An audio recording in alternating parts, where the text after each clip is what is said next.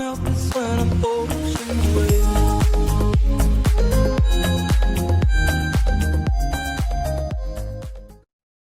Today on Nova Legends podcast, I have Matt Leiva, who recently sold a soccer business, is a successful soccer coach in his own right, played collegiately, and now is doing really well in the real estate business. Matt, thanks for joining me. Thanks for having me. More than anything, nice meeting you as well, and looking forward to it. Yeah, nice meeting you. I went through your background briefly, and we can talk about it more in depth.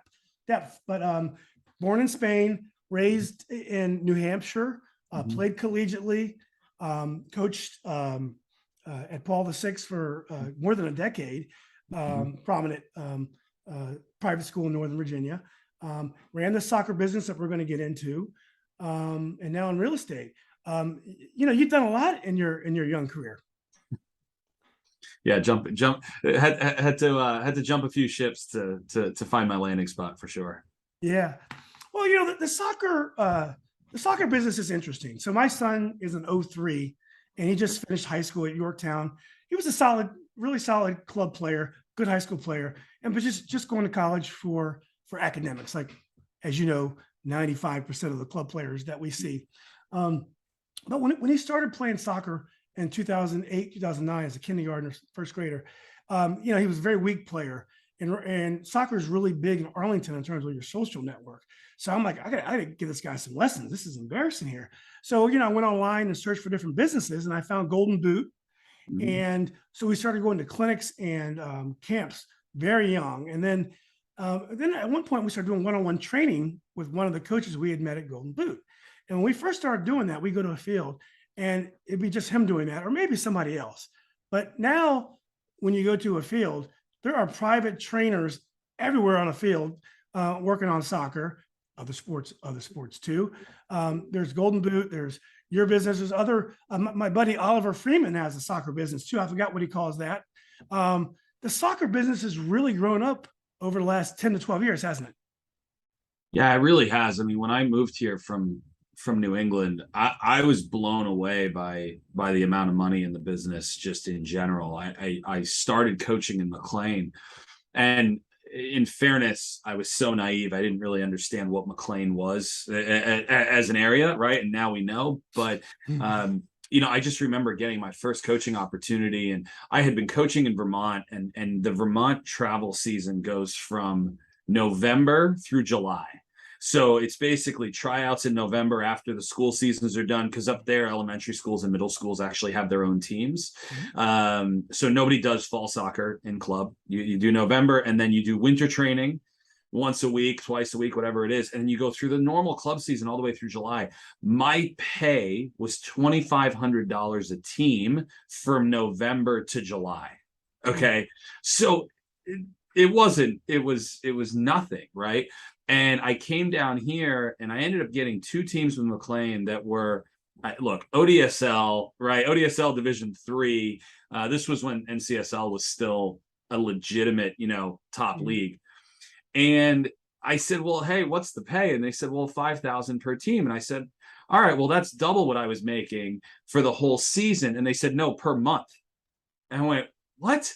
So let me get this straight. I can do this full time. And that was mind-blowing to me. And the private training, I mean, we're in such a type A area, right? I mean, every parent, not every parent, but a lot of parents are that personality where they're going to get their kid the private training. They're going to try to push them.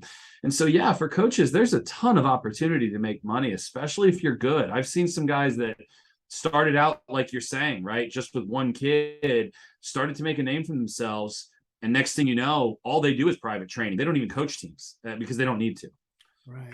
So do you think that has an effect on development? Like, for example, in Holland, we've been there with our team. My son played for a team called Joga, which you probably heard about. We did a lot of trips to Holland. I think 5 or 6% of the population are UEFA licensed coach. There's coaches everywhere, but it's very hard to make a living coaching in Europe. So a lot of those coaches started coming here, and they're doing quite well here. There's, as we talked about, there's opportunities in youth sports, not just soccer, youth sports. Does that have an effect on development? Like, let's say you're a young player in Holland. You're a 7, 8-year-old player. If you're a good player, that club knows it. Another club will identify you. You'll go there. If you keep doing well, a more regional club will identify you, and they'll come pick you up. And then you might end up in Ajax. I mean, the Sure. system locates the players. It gets them to the right level, and it develops them correctly. There's really no need for a lot of outside training. I know they're starting that there. Is our system where I like the idea that all these coaches can do it for a living. I would have loved to coach for a living. I was a basketball coach and I loved it. So I love the idea that these guys are doing it for a living. I know I'm friends with a lot of them through all these years. But do you think it's hurting our development? Is that kind of making what they call pay to play even worse? Yeah, and I think for a long time it has. I think there's been a markable improvement over the last few years. And the only reason I say that is you're starting to see the national team come up a little bit and with a lot of younger players. So clearly there's been some development that's happened. But I've always been a big fan of high school soccer, which isn't a pay-to-play scenario. And there's a lot behind high school soccer that is super valuable outside of the club environment. So I've kind of been on the opposite side of that argument of, hey, listen, high school is a great place for kids to develop. Most of those coaches will tell you club's the only place, academy is the only place. And you've heard it all. So I think inherently, yes, when money is the driving factor at the young age, you get a lot of kids playing, spending a lot of money to play that realistically don't have a whole lot of opportunity at going to like the top level.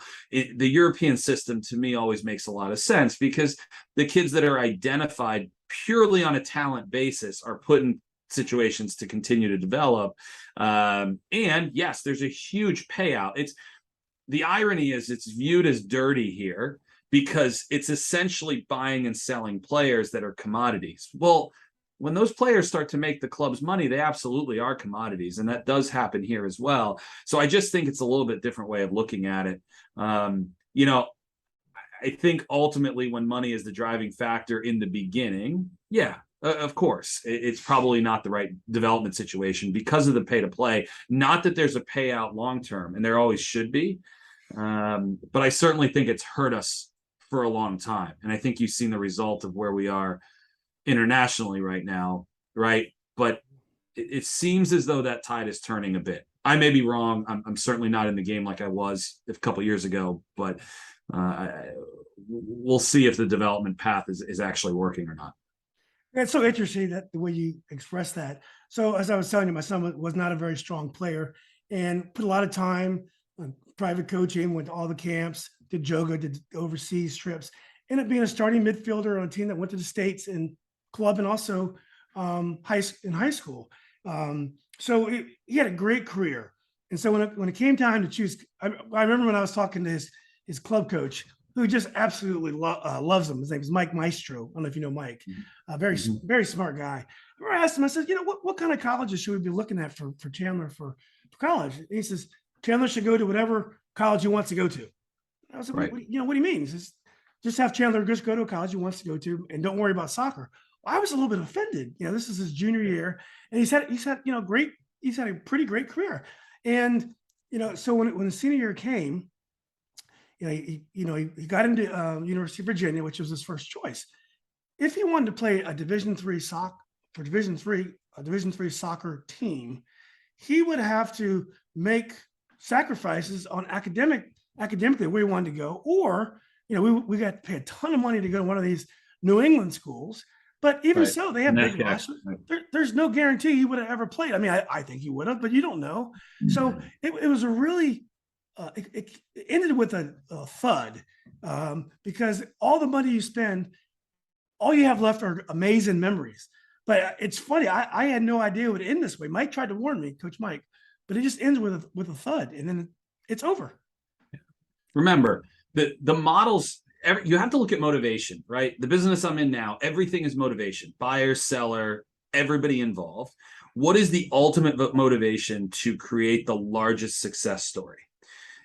Right now, if I'm a club coach, I've seen coaches that they get paid based on how many kids they have on the team, right? Just again, think about motivation. if my motivation is just having enough guys on the roster or having 22 guys on the roster, because if I have 22 14-year-olds on my roster, I'm going to make more money, then I'm just going to put 22 kids on. And then if I know, well, if I get them to do summer camp and I get them to do winter training and I get them to do this tournament, that tournament, I incrementally make more money. My motivation is just simply to fill seats. If I'm a club coach who isn't really doing it for the today payday, but that 13-year-old that I found in the park playing, right, that I can bring in that doesn't have a pot to piss in financially. But if my motivation is when that kid's 18, he signs a professional contract and I then get a piece of that professional contract, what I'm doing in the meantime is much more focused on the long game. And to me, that's actually a much more holistic way of doing it. Right. Otherwise, I'm just getting paid for the hours I'm putting in, and I really could care less what happens to this kid. As long as that money keeps coming from mom and dad, doesn't really matter. Mm-hmm. You know, I look back on my years coaching what I would consider the lowest level of travel soccer at times. There was a lot of kids there that I kind of wanted to look at and go, you know, parents especially, well, why aren't they just playing rec? Like, this is rec. They don't want to be here. You're paying me, you know, you're paying a club $3,000 a season for them just to wear a uniform, because that's what they're doing. You know, and obviously as those kids got older, it thinned out. We rose up in divisions and then it became more serious. But in the beginning, you kind of look around going, this kid doesn't want to be here. You're just paying for him to like be a part of the team. And that's great. But he could be on the rec team and you could pay $150 a season. Right. But ultimately, the motivation of most coaches really is just, hey, I've got to have a full roster because that's how I make money. And I'm not saying their intentions are bad, but ultimately, when you look at motivation, that's kind of what it comes down to. Yeah. Well, you made a comment that about high school soccer earlier, that the clubs kind of discourage it. Sometimes even leagues actively discourage it and have rules against it, as in MLS Next. And I remember coming up when my son was in the process, you'd hear high school's kick and run. He's not going to want to play high school. He's technical. He doesn't want to play high school. So we never even thought about it much. And then another parent who had a kid on Chandler's team said, Chandler has to go out for high school. It's a good time. Yeah. So he tried out for Yorktown, and it was by far the most amazing soccer experience he had. I mean, I was a pretty good basketball player, and his soccer career at Yorktown is more memorable than anything I ever done. It's just the games meant so much. The penalty kicks, you know, going to the next level, going to being announced in the starting lineup in the state tournament. Just when you play club soccer, especially when you get older, your parents will even stay for the games. They're so broken down from 8-9 years of travel soccer, they drop you off. There's nobody on the sidelines half the time. I heard a really funny joke this morning. It was on some like late night talk show, and there was some comment about youth sports. And I think it was John Oliver, and he said, let's be honest, youth sports were just designed to ruin parents' weekends. That's all that youth sports were designed for, because that's really what it is. Yeah, I thought that was really funny. It is, but high school doesn't do that. You know, they take the bus with their teammates, their classmates, begin to know that they're good soccer players. It is such a meaningful experience, and it's just so funny, all the bad things we heard about high school soccer. And a couple, I'm friends with them, and their son is playing, and they wanted to get together and talk about, you know, soccer or the next level.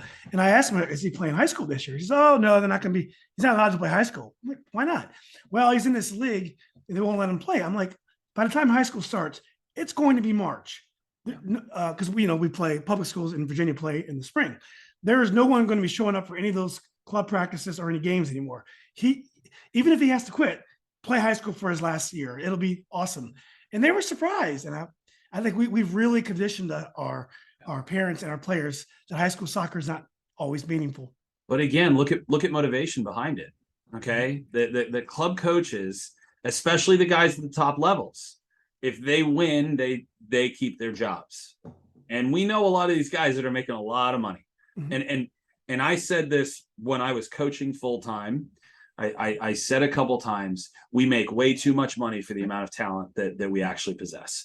And I'm not saying that to be insulting to anybody, but we're coaching kids, right? And so I think that what happens is you look at the motivation of the club coaches to say, no, you absolutely don't play soccer, because they have an excuse when, oh, well, if the kid plays high school, now we're going to lose and now it's not my fault. So if I say he's not allowed to play high school, at least I have my team and I know that that's all they're going to be doing.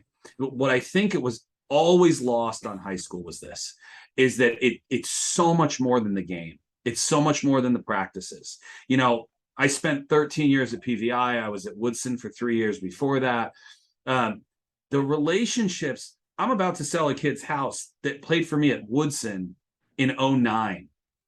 Like, the relationships are so long-term, and not to say that club relationships aren't, but it's these kids' community, right? And playing in front of their fans, in front of their friends, in front of their parents, under the lights. It's just a whole different experience.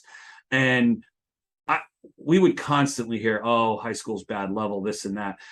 Look, I'll say your top 15, 20 high schools are playing at as good of a level as anybody else out there. Club, it doesn't matter.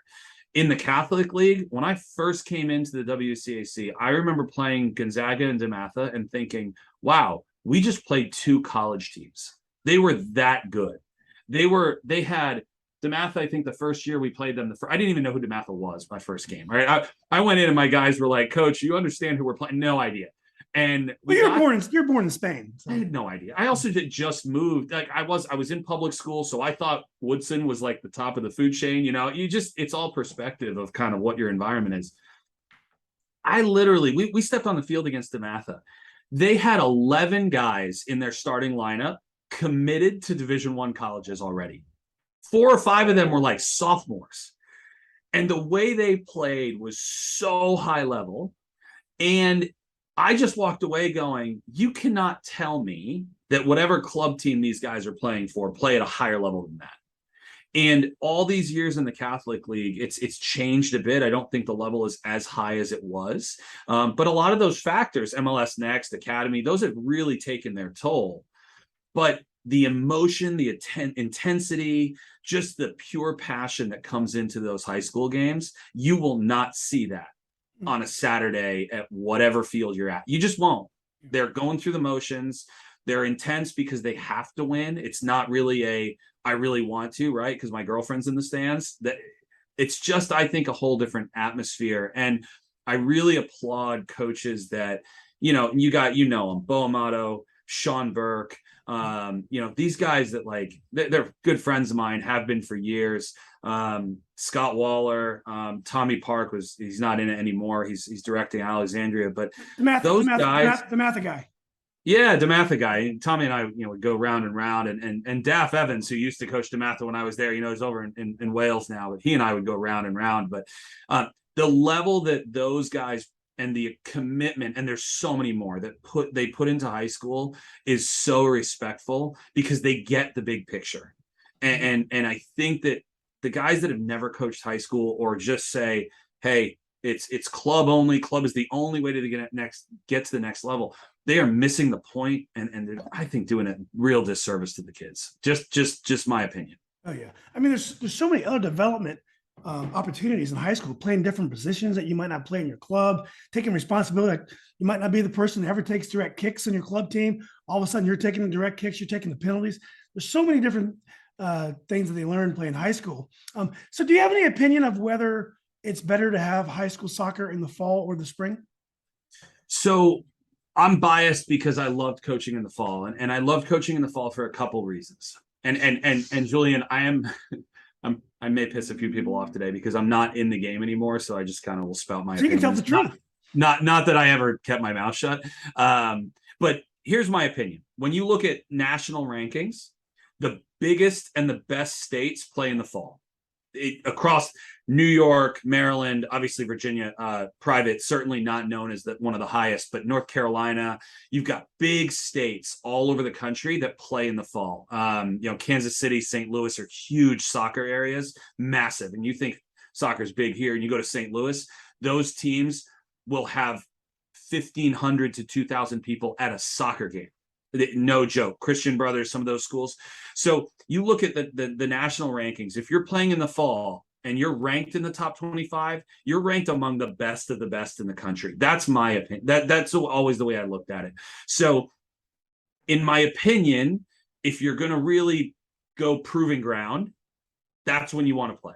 And I think Virginia does a bit of a disservice to itself because some of these public school teams are very good. It allows them to get rankings in the spring. That's great. But you're kind of looking at a lot of the reason those teams play in the spring is they're big football states, right? And so they moved soccer for that reason. Benefit in terms of club seasons have taken over.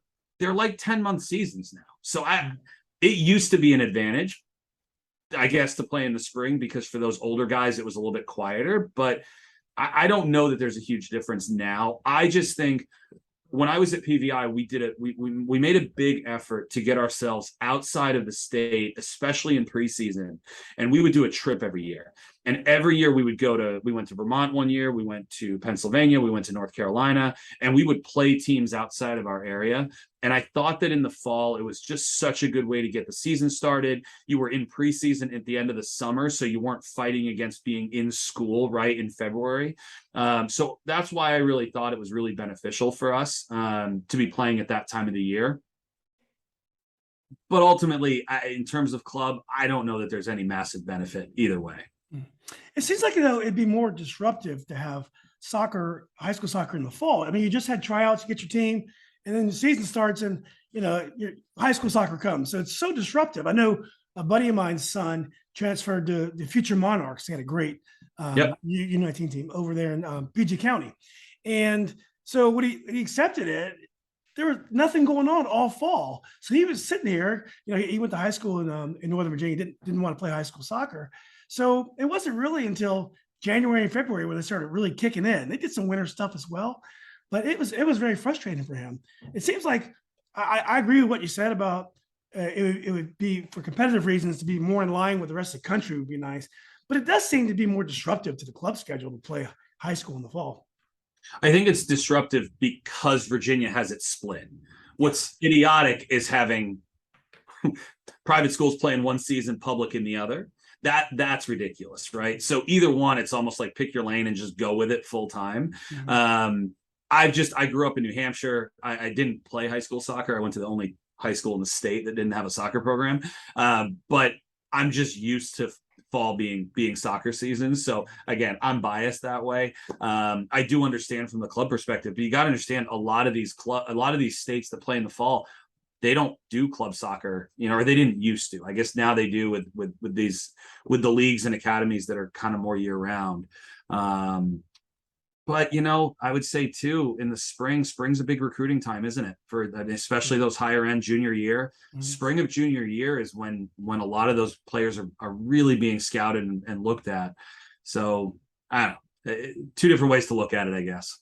What was the experience at Paul VI? Now, Paul VI is an amazing basketball program. So many of the top players from around the area go to Paul VI so they can play in the WCAC. Yep. And I mean, they have they probably have 10 Division I players on the basketball lineup. But in basketball, your high school team is your most important team. Now, sure. I think if you're in a remote area and you can't get to an elite school, your AAU team may be your elite. But generally, high school team is very important. Soccer is not like that. Your club team is generally your most important team. So contrast the experience of being a soccer coach at Paul VI from being a basketball coach at Paul VI. Yeah, I mean, I know Glenn and Scott too, Scott Allen on the girls' side. I mean, he's won, I think, 12 straight state titles now with their basketball team. And Glenn has, I was talking to him a couple of weeks ago, one of the most talented groups. I think he said he's got 12 guys and all of them have offers from, I think the smallest school is like an A10 school. So yeah, look, that is WCAC basketball is unbelievable. And it was interesting because coach to coach, you view yourself on the same platform, right? It's boys varsity soccer, boys varsity basketball. It should be no different. But then you look at the level of the WCAC and how important the basketball side is in the high school world. And that was always interesting. It was frustrating as a soccer coach because I would look at it and go, hey, we're we're in the same league, so why aren't things viewed equally? But it's just the environment of soccer being so club based. But what I'll say is everybody that we had that came to PVI, I mean, their club was important, but those kids were fully committed to high school. They wanted to be there. Remember, as a private school, you recruit every kid that goes there. The kids in the math club are recruited to go to private school. Nobody has to go to private school. It's not location based. So, as a soccer program, we were always really determined to find kids that really saw value in, obviously, the education, the Catholic environment, and then, thirdly, really from an athletic environment where it felt more like a college system than I ever felt public school did when I was coaching in public school. Okay. So we treated it the same way, but when you go to a basketball game and it's worth it for anybody watching, try to go to a boys basketball game or girls basketball game at PVI this year, because it will feel like you're watching, a Division I college team play. And most likely there'll be a number of college coaches sitting on the sideline that you probably know. Did the kids ever transfer to Paul VI just to play soccer? Or is that more, they'll go to Paul VI because they want to go to private school, Catholic school, whatever, and they end up being soccer players? And also, the B part of that question is, did you have to make sure kids in your building played soccer? Like, you might have some great club players happen to be in your building. Did you have to talk them into playing high school soccer? So the first part of that question, yes, we had, I have 13 years. I probably 50 to 75 kids that came in to play soccer. That's why they were there. Wow. I mean, we had one year where I had 7 college players in my starting lineup, and those kids were, for the most part, we would go out, and I spent a lot of my first years there on the field at U13, U14 Region 1 games. That's where I spent a lot of my time. So no, absolutely. We would bring kids in, and part of it is the WCAC is known nationwide as a very high level sports league. It doesn't matter what sport you're in. So when I would go and talk to college coaches and say, yeah, we're in the same league as Gonzaga, DeMatha, et cetera, they would come out and watch us play. They would have no problem with that, because they know that the level is so high, and it's stature by association, right? So in the beginning, nobody knew who Paul VI Soccer was, but when I said, hey, yeah, we're playing DeMatha next week, oh, well, we know DeMatha. So we would use that. And then secondly, we only dealt with having kids in the school a couple times that weren't playing, and it was very much that they were academy based. And a lot of times we would have them say, no, I want to play high school. I went to PVI to play. We had 2 of the best goalkeepers in the area over the years that didn't end up playing for us, that were both, they're now college goalkeepers that were DC United or VDA, right? And they never got connected to the program in the beginning. So when their club said, hey, you can't play, it was almost like it didn't really bother them all that much. But most kids that came in as freshmen that played would want to play, would want to continue with us. But I know, like Scott Waller at Gonzaga, he deals with it quite regularly. And he would say that every year, that there would be 3 or 4 guys, and they're always good, but they would have 3 or 4 guys at Gonzaga that just wouldn't play because DC United told them not to, and that they weren't allowed to. So it's certainly something you deal with. We just, I think, dealt with it a little bit less. Yeah. Well, let's talk a little bit about your background. You mentioned that you grew up in New Hampshire. Now, I think one of the challenges U.S. soccer has, and I'm sure I'm not making this up, is that we do have a lot of great athletes that are away from population centers and technical training, and there is a challenge in getting these people in the system, identifying these players and getting them coaching. So talk a little bit about your upbringing in New Hampshire and how you're able to become a good soccer player. So, yeah, I mean, I grew up in a little town called Newport, New Hampshire. I think we had 6,000 people in town. I think there's actually less now. My senior year was 100 years of Newport football. It was just, and I was the soccer player that, I played the quote girl sport. I mean, that's how I grew up. And, I still remember my club coach, I went to a different town to play club, to play travel. And one day, think I'd been complaining about whatever. And my coach said, let's go practice at your high school. And I was a goalkeeper, and goalkeeper training sessions are as intense and hellish on earth as you can get. And so 2:30, the bell rang. I met him out there. And in the middle of the football field, I went through one of the worst goalkeeper trainings I've ever been through. And when I turned around, half the football team was standing there with their jaws dropped as I'm bleeding.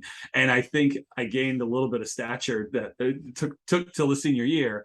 But it was hard. I mean, I played the sport, and I played it well, that in my area was not viewed with any respect at all. So I did play travel soccer. I played club. And then I ended up going to Champlain College in Burlington, Vermont. So small school, wasn't planning on going to college, and took 6 months off and worked and went, to hell with this. I'm going to go play soccer. And I went to a school that had literally just canceled all their sports. So I played one season, and all the sports were gone. It was a junior college league we were in. And I ended up going down to Southern Virginia, to Bristol, to play at a school called Virginia Intermont, because my coach in Vermont got the job down there, NAIA school. And I ended up playing there for one season. Was a backup, had a U21 national team kid from Canada ahead of me, and I just wasn't good enough, to beat him. And so I went back up to Vermont. I played with the Vermont Voltage in the PDL for a little while, and I was kind of player coach. So I would coach the goalkeepers, and then I would play at times and help out. I was I would say above mediocre player. I was never a great player, but I always coached, right? And so the minute I got into college, I was training kids. I was coaching club right away, and I always really enjoyed that. Both my parents are teachers, so I think I always had that kind of in my blood. And then it wasn't until I moved down here in 2005. And kind of things kind of opened up at that point, in the soccer world, and then obviously professionally. So Is that quite normal that goalkeepers evolve into coaches? Because I think so. you see the whole field, and Yeah, you spend the entire time yelling at everybody, right? I mean, if you're doing it right, you're spending most of your time organizing people, and the better you organize them, the less headaches you have, right? The striker can't say the same thing, right? The striker says, okay, I'm going to go out and score 5 goals. Well, his team can still let up 6, but the goalkeeper, the more you organize the guys in front of you, the less headaches you're dealing with, the less opportunities that come your way. So I think that's part of it. I think also, as a goalkeeper, you always feel somewhat in control, but very out of control, right? Depending on what happens in front of you, you could either have a really good day or a really bad day. And as a coach, that's what it is, right? I always remember at PVI, my most stressful time of the year was August through November. And the nights before big games, I'd wake up at 2 a.m, and are my guys going to show up today? Because I think the fun part about high school, and I've always loved high school kids and loved the age group, but you never know what you're going to get, right? I mean, the girlfriend tells them to piss off one day and they have a terrible game, or they go out and get red carded. You don't know what's coming, and I always felt like you can train them tactically and technically as much as you want, but if they're just having a day, there's not a lot you're going to do about it. So I think that was helpful, my experience there. Yeah, you were talking about you couldn't sleep the night before a game. I had to have a margarita before a high school game as a parent. Nothing about a club game got me excited or nervous. So many of them, right? But high school games, oh my God, we're playing McLean tonight. This is do or die. Right. Yeah. Well, and remember, when you have a timeline and you have a specific season, you have a certain amount of time to get shit done. Sorry, but you do, right? You WCAC, you want to be in the top 4, worst case top 5, to get a home game in the first round. If you screw up a couple games, you're done. You're going to be an away seed. You're going to be playing one of the top teams on day 1, and that's your season. In Virginia, we had to qualify for the Virginia tournament, and the games that mattered most were the state games. Ireton, O'Connell, and then Flint Hill, whoever else we played in Virginia, however we did against them would put us in the top 12. If we were in the top 12, we didn't make the state tournament. Mm-hmm. So when you have that, there's a lot of anxiety about, God, we can't screw this one up. Mm-hmm. But you go into your 18th NCSL game or whatever league you're in for club, and then you go to the tournaments and you do all that. There's always tomorrow. And what I love about high school, it's what we love about college soccer. There's not always a tomorrow. and I think that finite amount of time is I've got this amount of time to get it done. And that creates anxiety and stress, but it also creates kind of the excitement of it. Yeah. Well, Matt, who taught you how to coach? So, I mean, you're a goalie. You're definitely a soccer mind. You're in the game your whole life. But coaching is more than that. It's dealing with parents. It's having a vision to see that a player, that guy is very technical, but he's not maybe very athletic yet. Maybe this guy down the road. Dealing with officials, dealing with team managers, organizing stuff. Coaching is a lot.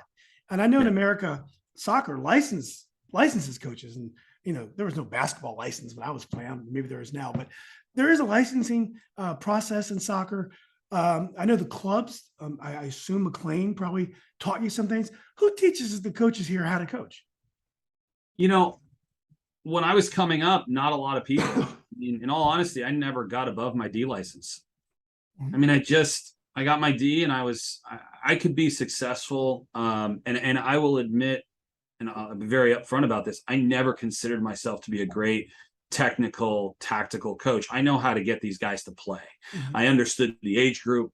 I understood what high school really was about. But like, if you put me and some top coach in a training session, like, you'd laugh at my practice. It wasn't organized. It wasn't. A lot of what I would do, I would spend time watching pro teams train, either on YouTube or if I had time in person, and I'd go, what are they doing? Because those guys already know how to play. They're trying to figure out how to win a game. They're trying to figure out how to just get through the next couple of games.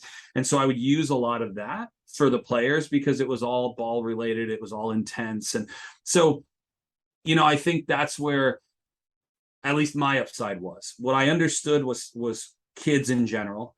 I also, my career now, I'm working with people on a professional level. I always kind of understood parents, and I understood people in general and what made them tick. Referees, not so much. That was usually where I struggled. But realistically, I always felt this, try to just set parents up to be happy and successful. You're not going to make them all happy, but if they like you and they see that you're doing a good job and you're working hard for their kids, they're going to give you more rope to hang yourself, essentially, right? They're not going to like jump all over you the minute you screw up the first time. So I always thought, keep a good, positive environment, be passionate about the game, about the kids, and worst case scenario, the parents are going to look back and go, man, he really cares about what he's doing.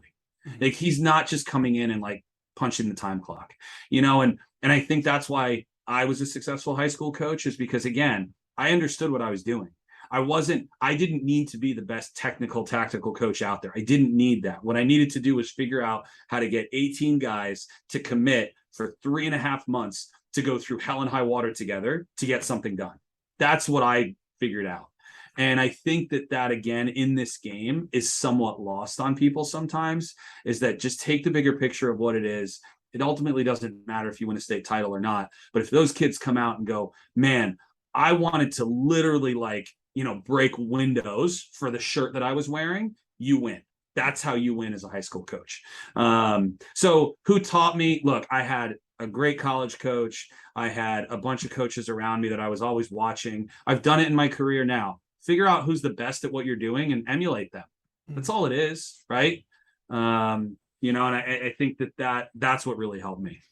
Is it helpful when clubs have styles of play? Like, for example, around 2011 or so, McLean wanted their players to dribble all the time at a young age.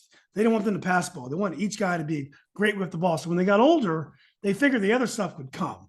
So the kids, they kind of taught them at a young age to be ball hogs. That was a big thing back then. I remember we'd play them, and we didn't have to play defense off the ball. We just had to stop the guy on the ball because he wasn't going to pass the ball.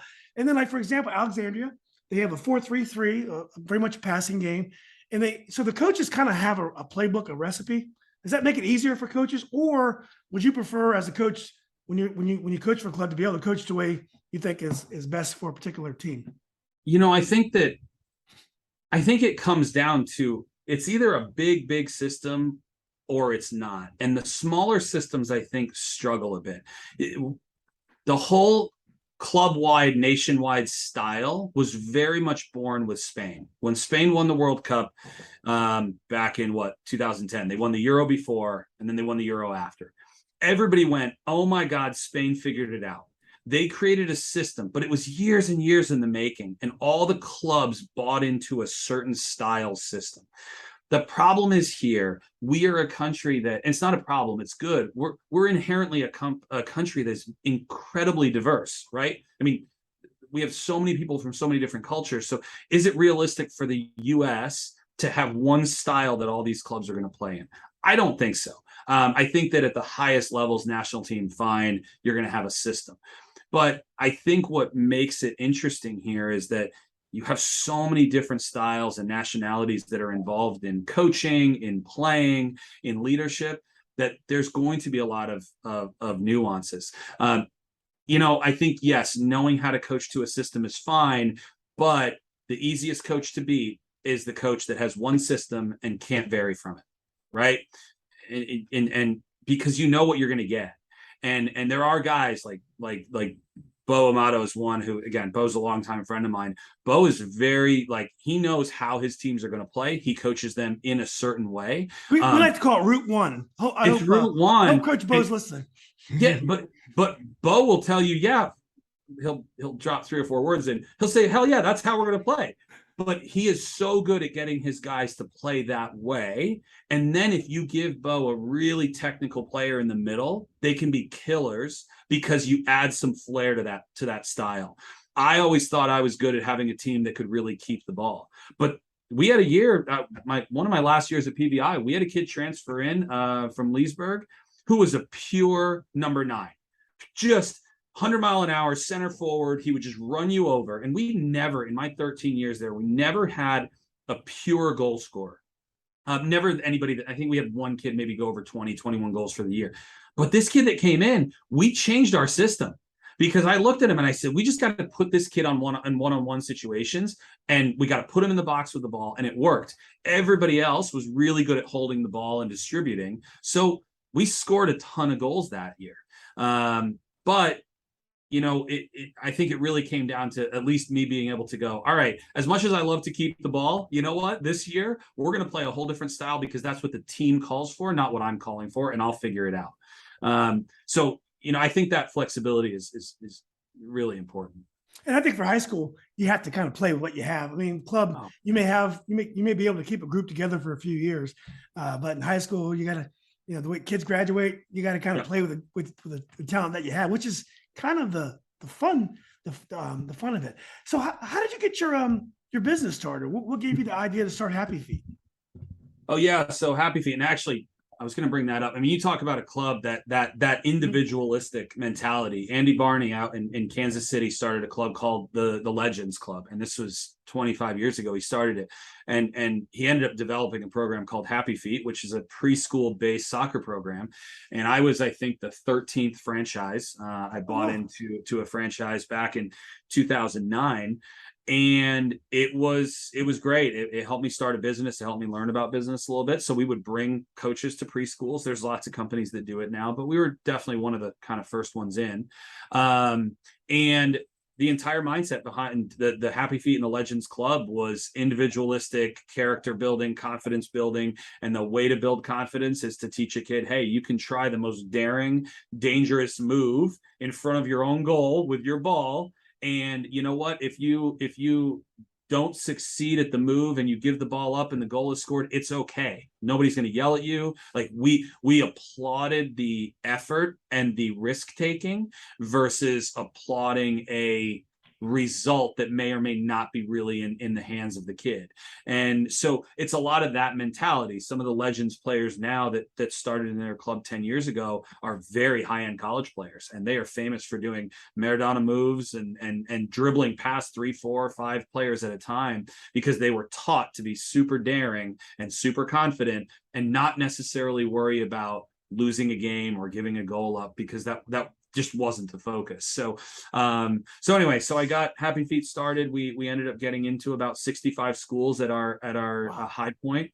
So yeah, we were running a pretty good business. And then I kind of expanded into more of an after school program that I created in Chantilly. And then that was kind of running, and for a couple of reasons, the business just didn't do very well. High overhead, that type of stuff. And then COVID hit. And it was like a light switch went off. And, prior to COVID hitting, I had gotten my real estate license kind of to do it on the side.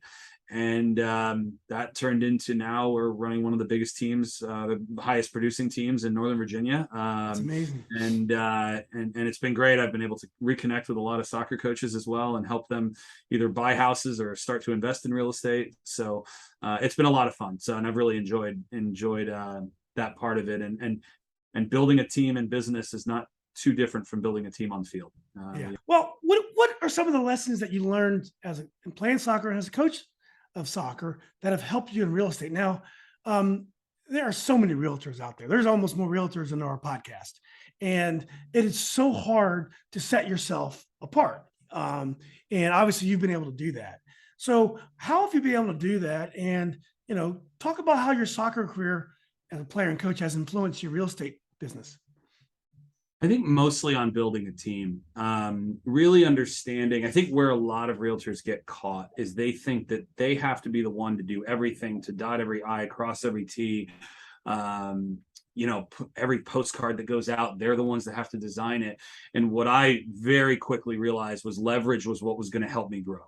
And so, really focusing on the 20% of what it is to be a real estate agent that actually is the most productive and most impactful time. So that's what I do. I am not worried about, I have staff that handles our administrative, our getting paperwork done. I have somebody that does marketing. We have somebody that handles all our transactions from start to finish. We don't put signposts in the ground. Somebody does that for us. I have somebody here that hangs lock boxes and puts signs out. And so I can really focus on the number one thing that makes sense for me, which is building and running the business and generating leads for our team, and hiring talent. So that's what I spend a lot of my week doing now is, we hired a director of operations last week and a director of sales. And now we're interviewing agents to join our team. So I really took the mindset of, just as a coach, I'm not going to be the one that's going to go out and score the goals. I'm not. But it's my job to find talent for next year. It's my job to hire a great goalkeeper coach, so my goalkeepers have training. Leveraging out responsibility is what helps you really focus on what you're best at. And for me, that's growth. I am the worst when it comes to organization. I don't care. I'm not interested. I don't want to be a part of it. But what I want to do is keep hustling and growing. And I think that's been a huge part of, this year we'll do upwards of 100 million in sales volume as a team. That's unbelievable. That's my 5th year in the business. So congratulations. Yeah. Yeah. So, it's real. So I'm in the staffing business, and it's very similar. It's very commoditized, and you're always trying to provide your clients value. And as what you're doing is you're always trying to have a marketing team in a way to get more prospects as well. It's kind of a twofold thing. So I always respect guys like yourself that are able to be successful in such a business. The good thing about it is, because it's not rocket science, sometimes good common sense and a great personality can make you a lot of money. So that's the good thing about staffing in real estate. It's not, it's not rocket science, but it's not easy because there's just so many. So look, Matt, this has been great. I'm so glad that you reached out. I haven't talked to any private school coaches, so I thought we covered a lot of ground that I haven't covered. I've talked to Bo 50 million times, but I talked to so many different coaches about soccer and basketball. And so it was really nice to talk to from a different perspective. Hopefully you'll come on and talk more soccer with me in the future. Yeah. I love talking soccer anytime. I'm not in the game full time anymore. So I pretty much watch games and that's about it. So do you think you'll coach your daughters one day?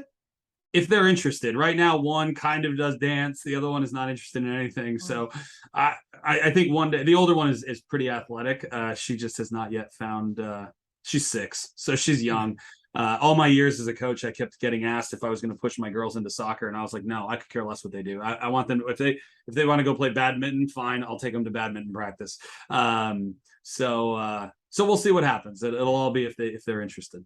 Sounds like you're a real estate guy that needs his weekends and doesn't want their daughter's soccer to ruin business. Hey, so leverage is good. Leverage is good. My weekends have gotten a little bit more free. So I was able to watch the Clásico yesterday and mostly uninterrupted, which was nice. So, and I was born in Madrid, so I was happy with the result yesterday. But yeah. Yeah. Or real quick, what are the prospects for the U.S. in the upcoming World Cup, and who's your favorite to win the whole thing? Can anyone beat England and France? Yes, certainly beatable. I would still argue France is probably the favorite. Obviously, I was born in Spain, and I will stick with my Spanish nationality. They're my team.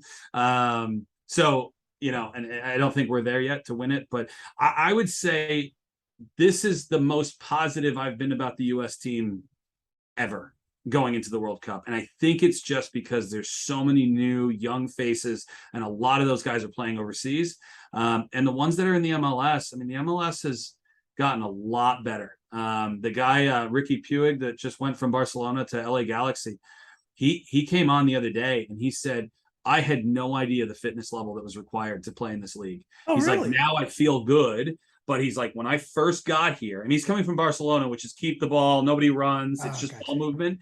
And here it's like a track race every game.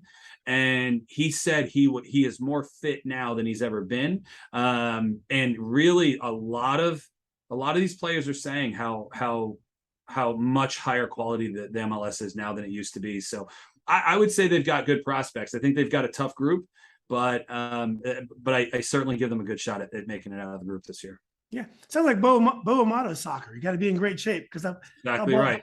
You better run, or you're going to listen to him. Exactly. So anyway, Matt, look, it's been great meeting you. Hopefully, let's meet in person soon, and hopefully we'll do this again sometime. All right, thanks so much, Julian. Great, Matt. Great meeting you. See ya. Bye.